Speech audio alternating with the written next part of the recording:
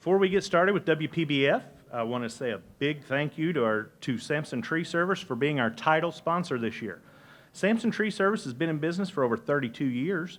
They provide professional tree trimming and debris hauling. Go to their booth in the exhibitor hall across the way there, and they will tell you more about that. So our first session today is starting off with WPBF 25 First Warning Weather Meteorologist, and that is Chief Certified Meteorologist Cris Martinez. And you also, if you visit their booth in the vendor hall, you'll see meteorologist Vanessa Vanette and meteorologist Brooke Silverang. So without further ado, Chief Certified Meteorologist Cris Martinez. All right, how are we doing this morning? All right, cool. All right, so I wanted to, I like when we do our Hurricane Ready. Come on. All right, when I do these Hurricane Ready, I like to specialize them for each county. And last year, as you know, with Milton, we had a really deadly tornado outbreak, right? So I want us first talk about, let's take a step back and go back to last year and understand what was going on. Guys. Live. We got a tornado in front of us. October 2024. A relentless tornado outbreak left a trail of devastation.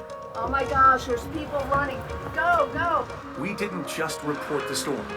We delivered critical warnings, captured the unimaginable, and gave voice to those who lived through it. It was terrifying. Boom, the whole roof exploded right off of the house. I thought we were dead. I actually thought we were gone. 75 hours, non-stop.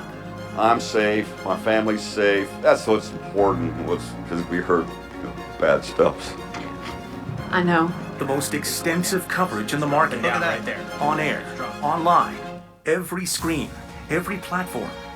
Results that prove our impact on WPBF.com and YouTube. But our mission goes beyond coverage.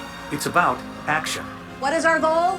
40,000. 40,000, I think we can do it. In the aftermath of the storm, we partnered with the Red Cross for a day of giving, raising an incredible amount, more than $45,000. Welcome to the House of Refuge. It's weathered a lot of storms, including Hurricanes Francis and Jean. Even before the hurricane hit, we were prepared. It's going to continue to get stronger. WPBF 25 launched Hurricane Ready awareness events across the Palm Beaches and the Treasure Coast, bringing life-saving information to thousands. And we didn't stop there. The information that you shared during Hurricane Milton and the impacts of those tornadoes saved lives. We spearheaded a WPBF Hurricane Ready Summit, uniting experts from the National Hurricane Center to emergency operations to ensure our community is always prepared. You're in the public's living rooms every day. They trust you. They see you as a part of their family. How does the water get from your neighborhood into these canals, out into the ocean? Urgent, relentless, trusted. It is a very dangerous and life-threatening situation. Who gets chills just looking at that? Did it take you back? So here's the good news. We learned a lot from that storm. And we are going to know how to better communicate from that storm because, again, this was an unprecedented tornado outbreak. Milton was a major storm that we've learned a lot from, and especially when it comes to tornadoes. Now, as we go to the next one, I wanted to talk about what St. Lucie County and the Treasure Coast is doing to help you prepare, and kind of a behind the scenes into all their EOCs about how they help get you prepared for hurricane season. 2024, as Hurricane Milton was approaching Florida's Gulf Coast, it produced 19 tornadoes within its outer bands across east central Florida, the strongest being an EF3 tornado, which impacted this area right here. October 9th, 2024, multiple tornadoes were reported throughout the day, some just minutes apart. One of them caused EF1 to EF3 damage across Fort Pierce and Vero Beach. When it hit that mobile home community or manufactured home community there, they just were not ready. We spoke to officials across the Treasure Coast and Okeechobee County to hear about the lessons they learned and what their biggest message is to residents heading into the 2025 hurricane season. And my message to my citizen is, I'd rather talk with you tomorrow than about you tomorrow. St. Lucie County Emergency Operations also wants to make sure residents take evacuation orders seriously. We always encourage those people in vulnerable communities, such as the manufactured homes, mobile homes, low-lying areas, or flood-prone areas, to seek shelter, whether it's at one of our facilities or with friends and families, where they probably feel most comfortable, but to always have that plan. Over in Indian River County, officials agree that having a plan before, during, and after a storm is critical. Basically prepare for anything. We have an open mind to any possible catastrophe that can happen. Making sure that people realize they need to have at least 7 days of food and water, and that they're able to be self-sufficient in a post-storm scenario. In Okeechobee County, there were 2 strong EF2 tornadoes and multiple EF1s. It's definitely going to have us more prepared. It's kind of expect unexpected. We always know that there's a potential for tornadoes, but to actually see that many that day, I mean, there was just so many across South Florida and across South Central Florida. So it's definitely got us a little more on the lookout and to be more prepared. Martin County officials want to stress that there are impacts outside of the cone.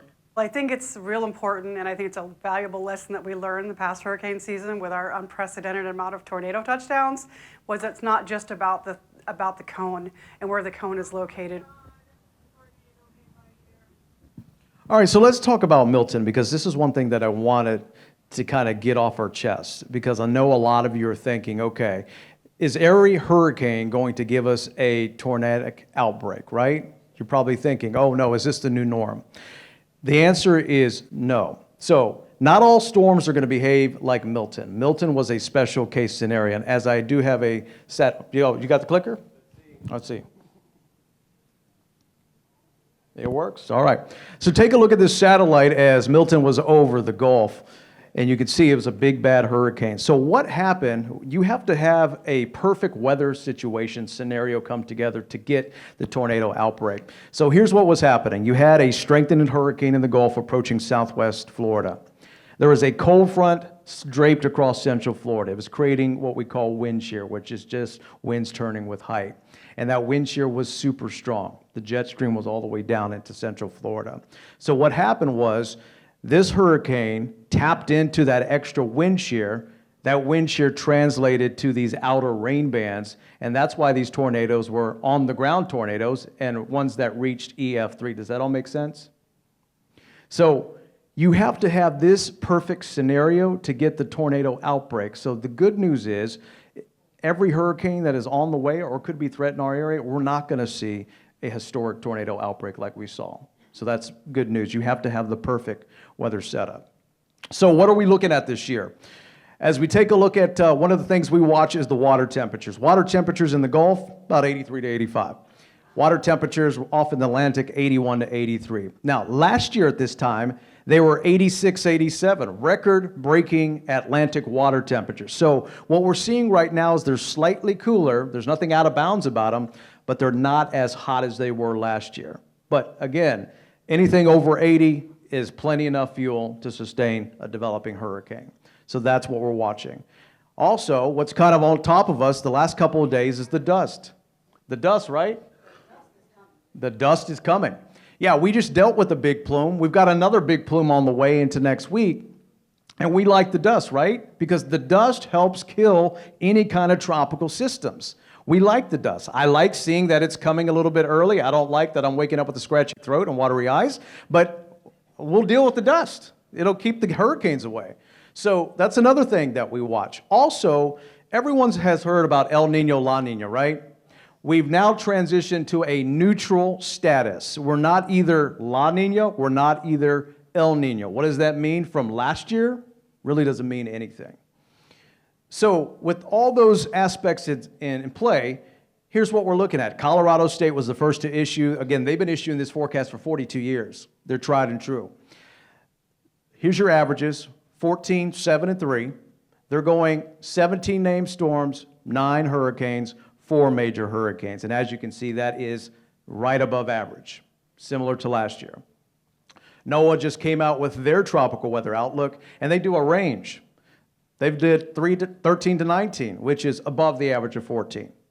They do 6 to 10 hurricanes, which is above the average of 7. And then out of those, 3 to 5 major hurricanes, which is above the average of 3. So what we gathered is that this is going to be an above average season. How active? When does it start? Well, let's take a look at this chart. We all know that the peak of hurricane season statistically is September 10th. But don't sleep on May and June, right? May, we haven't had anything yet. But June, we usually start to see something trying to develop out there. We'll watch for something. Then we get a break like last year. Remember, we had that big 6-week break the end of June, July, and it wasn't until August we started to pick that up. I think we'll see something similar again. And then we really get hot and heavy as we head through late August, September, October. Milton was October 9th. And even in November, we had Nicole hit Vero Beach not too long ago. That was a November 1st, early November, because it hit the same day that we had to go out and vote. That was going on. So what I'm trying to say with this is, we're not going to sleep on June, July. It's a strong likelihood we'll see another quiet pattern, July, early August, but it really starts to ramp up late August, September, October, and then we can finally say, okay, we're done with hurricane season, early December. I got to talk about this because there's some new changes that are going to be important to you that are going to come out this year.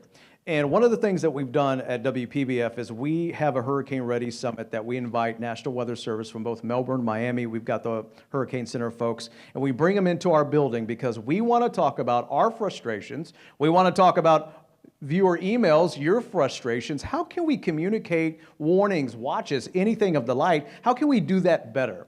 And we sit down all in one room, and the end result is these newer products. So it's like, wow, we can actually make some changes in when it comes to preparing for hurricanes.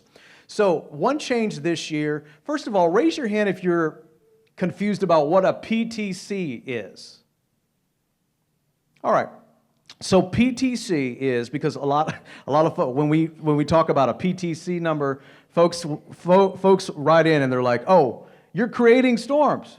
No, we're not creating storms. So a PTC is a potential tropical cyclone, and it is something that the Hurricane Center issues.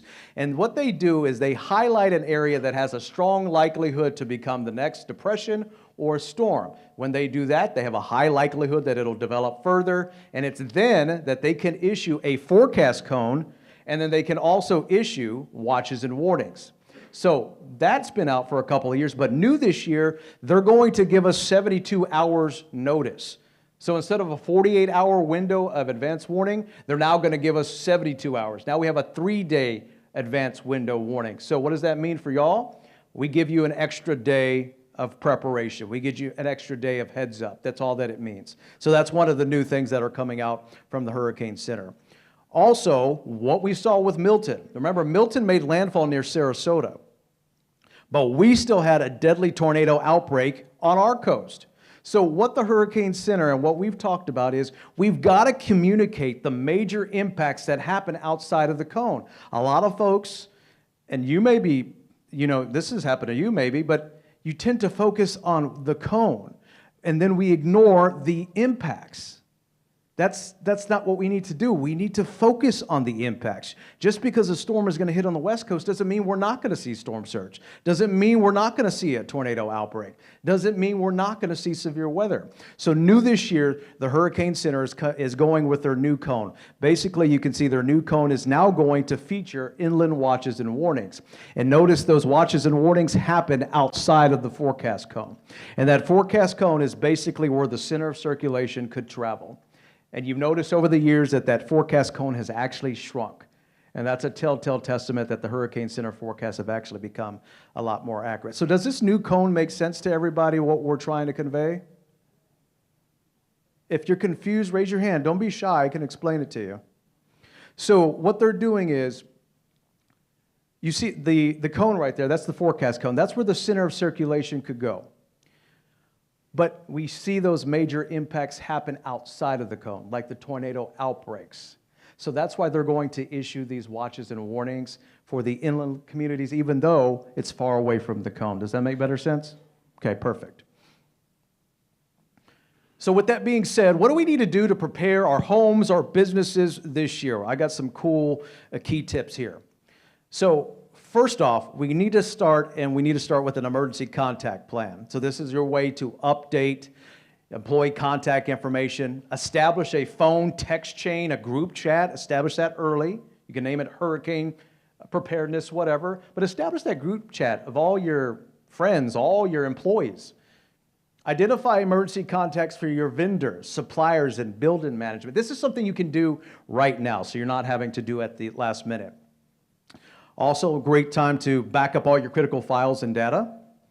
Review and update your disaster recovery plan that you have in your home or your business, and ensure continuity of payroll, billing, and customer communication.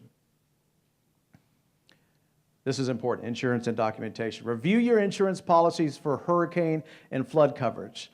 Do a lot of you know that if you're covered with flood right now? Most people are not covered with flood. So keep that in mind. So take a look at your flood coverage. If you're not, consider getting flood coverage if you live around the St. Lucie River, the tributaries, or anything close to water in St. Lucie County. Take pictures of all those things. Store copies. Put them in waterproof containers just in case you lose them. This is also a great time to, instead of doing it the couple of days before when you're thinking about, do I put shutters up or not, inspect your roofs, inspect your windows, inspect any vulnerabilities that you have in your house. Take pictures of them right now so you have them on file. Test your shutters right now. I know it's hot, but you know you've got some time to prepare and do this stuff a little bit earlier. If you got sandbags, check them out. Flood barriers, same thing. Trim trees. We have a problem when it rains heavily in St. Lucie County and Martin County.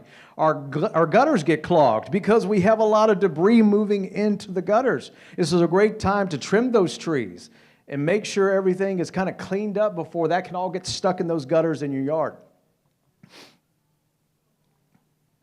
Also, it's not too early to start getting your hurricane plan together as far as your emergency kit. Like what we're going to talk about a little bit later, when you're at Publix right now, it's okay to get a couple of extra jugs of water. Just put them in storage so that you're not going last minute when everybody and their dog, literally and their dog, are at Costco or wherever getting those hurricane stuff. Update your website, social media with storm-related changes. So those are other business things. And then after the storm, assess damage, take pictures, you know the drill with everything. That's in case you have some post-storm recovery. Here's some generator safety tips. One of the things that obviously needs to be top of mind, generator health before you have a storm and all of your electricity goes out. So basically, the first thing is make sure you set it on outside. Ideally, it needs to be in a covered place, but certainly it needs to be about 20 feet from your garage or your home in a well-ventilated area outside. Do not want to get it wet. Generators will already be wired for your home, but you got to make sure that your carbon monoxide alarms are working because it is a silent killer should it be anywhere where the air is not ventilated. So check that as well. Now this is a portable generator, and if I've been down here, basically it's cool because you would plug this right into the direct appliance. Something like, you know, the refrigerator that goes out or an oven that goes out. So it's very portable. We can transport it anywhere. Make sure it's in working health. And other than that, just do your maintenance on it. Run it a couple of times actually before the season starts and certainly right before a storm, and you should be good to go. Everybody good with that if you have a generator? Right, because we don't need to be I don't need to be losing any of y'all to carbon monoxide as we're preparing again. So I'm glad everyone is aware of that safety. So this is kind of a no-brainer, but it's always good to know what we need in our preparedness kit. So Vanessa Vanette kind of goes through the specifics. There it goes.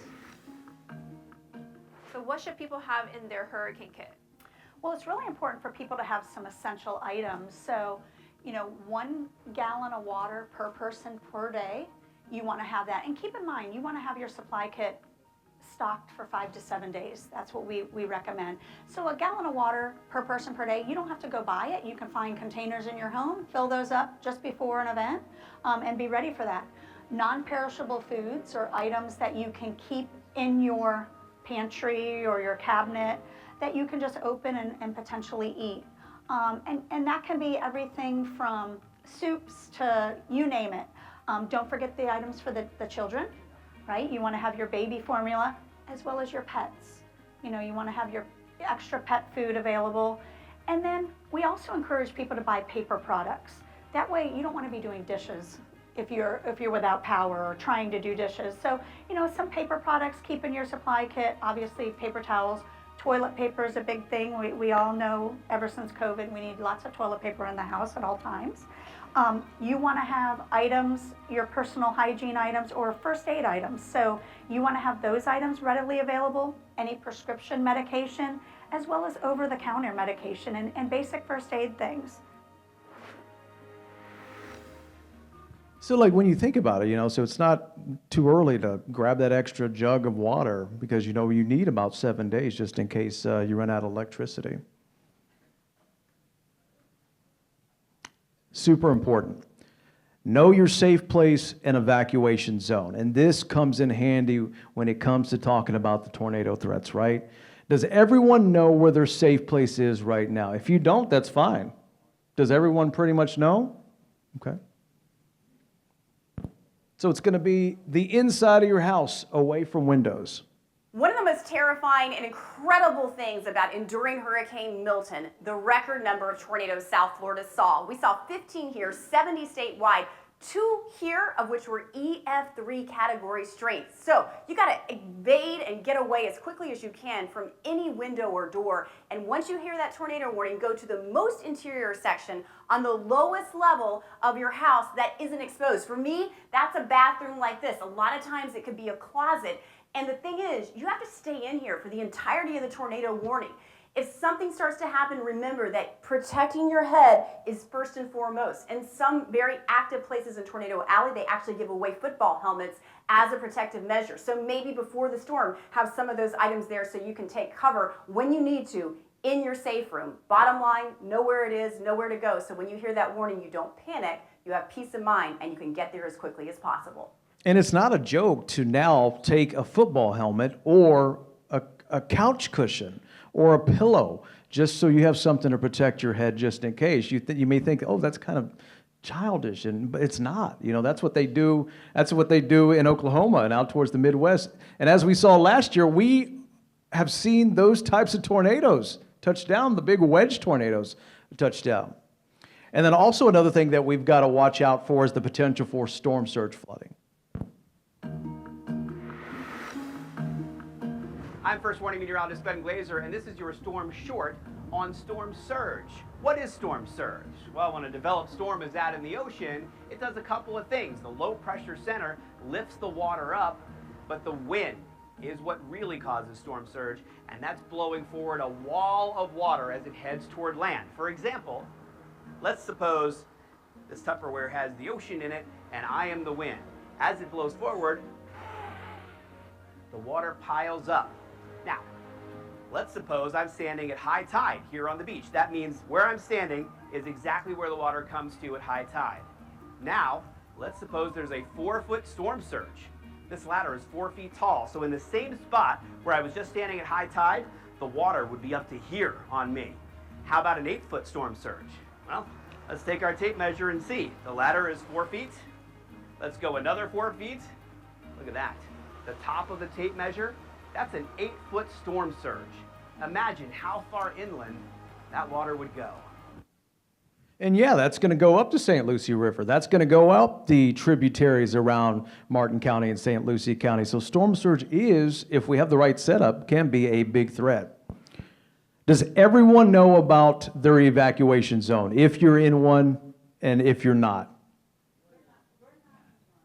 But does everyone know if you're not or if you are? Okay. If you don't, St. Lucie County has made it very simple. Go to their website. All you have to do at the top, you'd see put in your address, hit search, and it'll tell you if you're not. If you are, you can see the orange, red shaded areas. Those are the evacuation zones for St. Lucie County. So just go to their website, put in your address, and it's simple as that. It'll tell you if you're in an evacuation zone or not. And if you are, it'll say A or B. Right, Oscar? Is it A or B? A or B. Does that all make sense? So if you don't know, St. Lucie County government website has it for you. Just put in your address.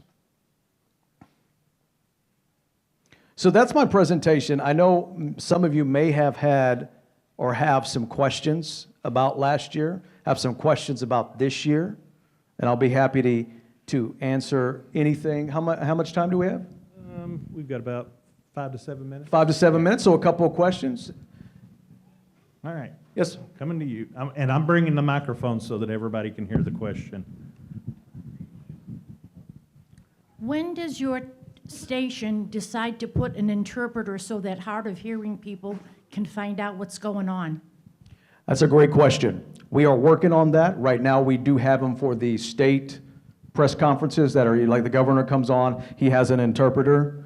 But we're also working on that because that, as of last year, was also, we've got a lot of emails about it. So that's been talked about, something that we can provide moving forward. Yep. Thank you, Shane. Thank you, Chris. What would you consider the most nutritious consumables you can put away in your disaster kit? That's a great question. And also, just being at these hurricane conference, I was at the one in New Orleans this year. We actually had the one in West Palm again. You can actually go to Amazon and there are ready-to-eat meals as little as $5 that you just can make in 5 minutes. And they're nutritious. Anything that has a lot of protein that can sustain, because let's be real, let's be honest, when you're undergoing a storm, you're tired, you're emotional, you're drained. You need something that's going to be able to sustain. So you need a lot of protein. Tuna fish. I know, some of you may not like, I love tuna fish. I can eat all day. But something that has a lot of protein, peanut butter. So just think protein-packed meals, not a lot of sugar. Protein-packed, not a lot of sugar. All right. Hi there. How does the National Weather Service's cutbacks and shortages impact you as well as us? Great question. I knew somebody was going to ask that. All right, so yeah, we've had some cuts locally. We had some cuts at the Melbourne office. We had some cuts at the Miami office. We had some cuts at the National Hurricane Center. But I can 100% say that really hasn't affected operations. It hasn't affected us as far as forecasting. Because here's one thing that I want to say about us as meteorologists. Remember, we have been here for a while. We're the same meteorologists that are at the Weather Service are just like us. They're actually younger than us now because that's just the trend.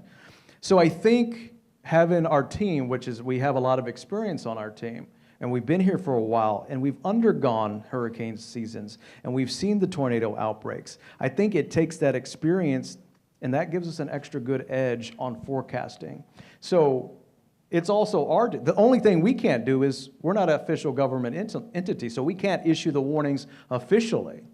That's why sometimes, I know you may get mad at me or sometimes, but I'll jump on the air when I see the possibility of rotation before they're going to issue a warning, because I've been trained. I've done this in Texas. I've done this in Georgia. I'm trained to look at the radar, and if I see something has a strong potential of becoming a tornado, I'll jump on and give you advance warning. But that's the only thing. We can't issue the warnings because we're not the government.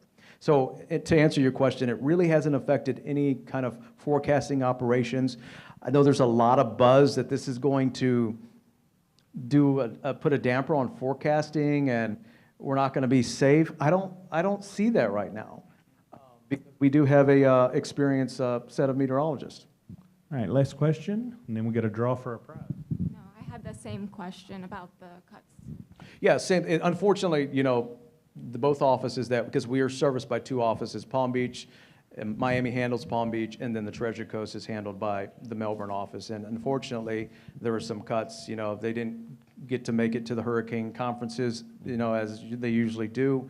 But 100% right now, there's no real big impacts to the accuracy of forecasts that we continue to provide to you or anyone out there. All right, thank you so much, Absolutely. Chris. We appreciate you being here. Everybody give Cris Martinez a huge round of applause. And I'm going to let you draw for our next prize, which is a preparedness bucket full of walkie-talkies and hand lamps and extension cords. I thought it was a 3-night in the Caribbean, no? No?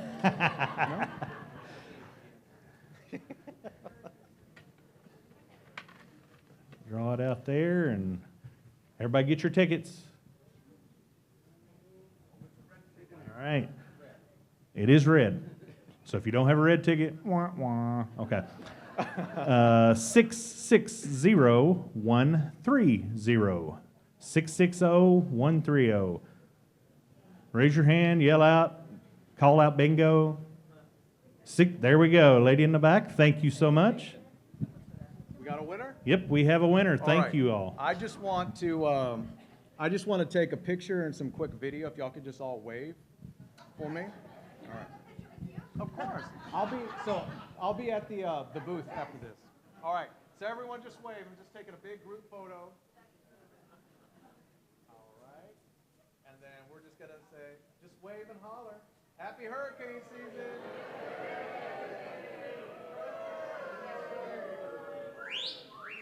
Oh God. Calm down there. All right, and as always, if you need our app or if you need any information, our hurricane guide, just go to our website as well. And then you got it. And then we'll be at the booth if you want to chat and other questions and stuff like that. Thanks, guys. Thank you again, Chris. Sure, no